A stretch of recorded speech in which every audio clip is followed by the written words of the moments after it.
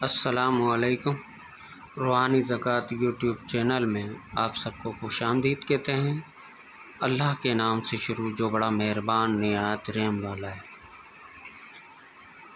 आज जो मालूमात मैं आपको देने जा रहा हूँ वो मालूमात है नेक जिन्नात की अमल की हकीकत।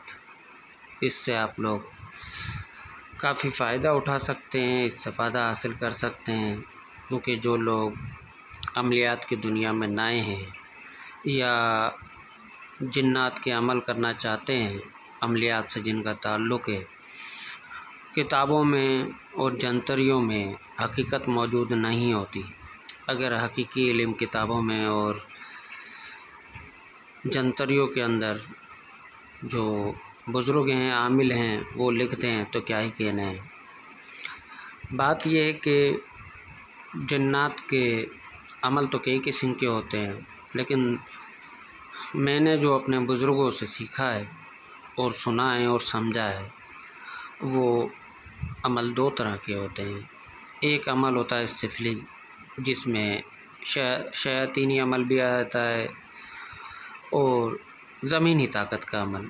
और एक अमल होता है उल्वी।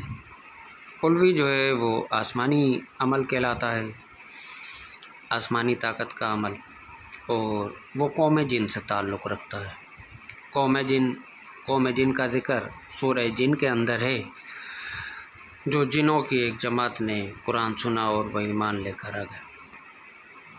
नेक जिन का अमल कोई भी करे तो करना भी नेक जिन का अमल चाहिए। शैतानी जिन जो है उसके ऊपर मैं वीडियो बनाऊंगा तो मैं आपको उसकी मालूमात ज़रूर दूंगा इंशाअल्लाह। और मेरी अगली वीडियो इंशाअल्लाह जो है रिजालुल गैब के ऊपर होगी कि असल में रिजालुल गैब क्या है और इसका दुआओं के मामले में और अमल के मामले में और रूहानियत में कितना बड़ा किरदार है, ख़ास तौर से अमलियात के अंदर। तो जो भी अमल करें, कुरान का अमल करें और नेक जिन्नात का अमल करें, नेक हमज़ात का अमल करें, नेक रूह का अमल करें।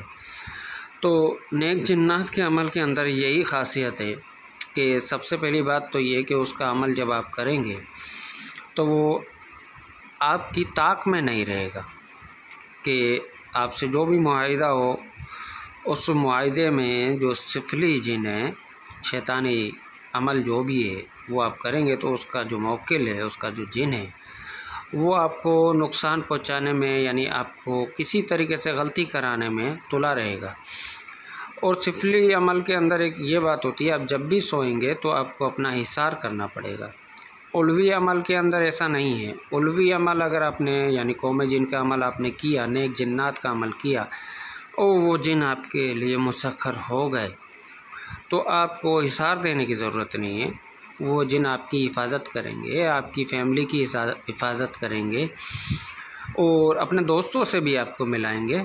और अगर किसी चीज़ में, मिसाल के तौर पे आपका मुआहिदा होया हुआ है और वो मुआहिदा आपका इस किस्म का होया हुआ है कि आप मिसाल के तौर पे गोश्त की कोई भी चीज़ नहीं खाएंगे या गोश्त की कोई भी आमेज़िश किसी चीज़ के अंदर है तो वो चीज़ भी नहीं खाएंगे, तो नेक जिन्नात जो जिनका अमल आपने किया है वो आपको आगाह कर देंगे कि आका आप ये चीज़ नहीं खाइएगा, नहीं तो आपका और हमारा मुआहिदा टूट जाएगा। तो नेक जिन्नात जो है, वैसे भी कोई भी अगर आप किसी काम के लिए आप उन्हें कहते हैं कि मिसाल के तौर पर ये शख्स है, अब ज़ाहिर है वो तो आपके ताबे हैं, मुसख्खर हैं। अगर आप उन्हें कहते हैं कि भाई ये फ़लाँ शख्स है, इसने मुझे परेशान कर रखा है, इसको जाके सारी रात इसको मारो या इसको अज़ियत दो या इसको नुकसान दो, तो वो आपको समझाएंगे कि इन बातों से अल्लाह पाक नाराज़ होते हैं। बेशक आप जो कहेंगे वो हम कर देंगे, लेकिन इन बातों से अल्लाह पाक नाराज़ होते हैं। आप वो अमल करें जिससे अल्लाह पाक राज़ी होते हैं। वो दुनिया और आखिरत दोनों जहानों की कामयाबी आपको दिलाने के लिए होते हैं और ख़ुद भी ऐसा अमल करते हैं, नेकी की दावत देते हैं। हालांकि वो आपके ताबे होते हैं, लेकिन फिर भी अगर आप का गुस्सा आप पे गालिब आ जाए और आप उसको हुक्म दें, ये मेरा हुक्म है, आपको जाकर ऐसा करना है, तो उस हुक्म को बजा लाएंगे।